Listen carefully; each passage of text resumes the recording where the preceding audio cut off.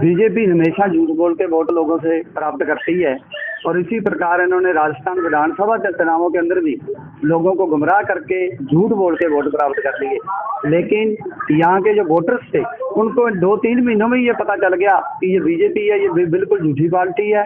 और उन्होंने जो हमारे आम जन थे, जो हमारे राजस्थान के जितने भी वोटर थे, तो उन्होंने इस चीज़ को महसूस किया कि कांग्रेस पार्टी एक ऐसी पार्टी है जो अमन चैन से, भाईचारा से और हमारे देश के विकास के लिए आगे बढ़ाएगी। इसलिए उन्होंने ज़्यादा से ज़्यादा कांग्रेस के प्रत्याशियों को अपना वोट डाल के यहाँ से जीत दर्ज करवाई।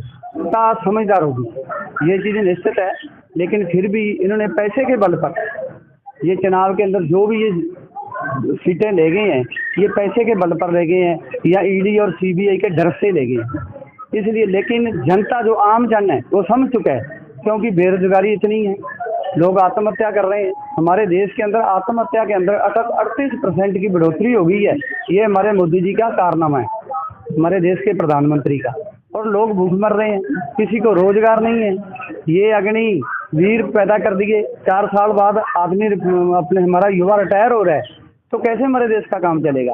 इसलिए जनता ने बिल्कुल पूरी तरह से बीजेपी को नकार दिया है और एनडीए को उन्होंने अपना समर्थन दिया है और एनडीए भारी मतों से जीत रही। दोनों ही उम्मीदवार थे वो पहली बार थे, ये बात सही है।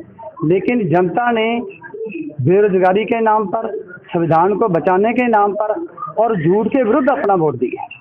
और इसलिए चाहे कोई नया हो चाहे पुराना हो, उन्होंने गठबंधन को वोट दिया, राहुल जी को वोट दिया और मोदी जी के खिलाफ, बीजेपी के खिलाफ वोट दिया।